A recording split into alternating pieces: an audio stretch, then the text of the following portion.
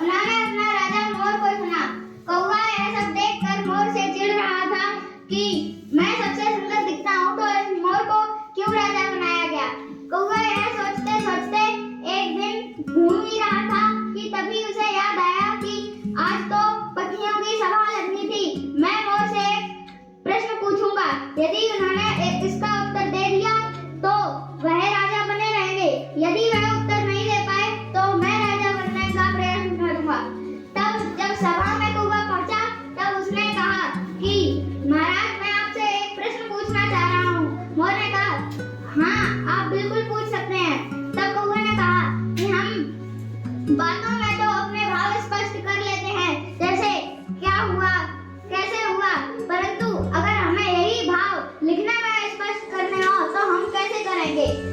और मोर यह नहीं बता पाया। कौवे ने कहा कि मैं आपको कल तक का समय देता हूँ, आप आराम से सोचकर बताएं। मोर जब अपने घर वापस लौटा तब वह इसी चिंता में था। तभी उसके बेटे ने आकर पूछा कि क्या हुआ पिताजी, आप किसी दुविधा में लग रहे हैं। तब मोर ने कहा कि हाँ पुत्र, आज पक्षियों की सभा में कौवे ने मुझसे एक क्वेश्चन कर दिया और कहा कि यदि आप इस प्रश्न का उत्तर दे पाए तो ही आप राजा बने रह सकेंगे, अन्यथा राजा मैं बनूंगा। तब मोर के बेटे ने पूछा कि बता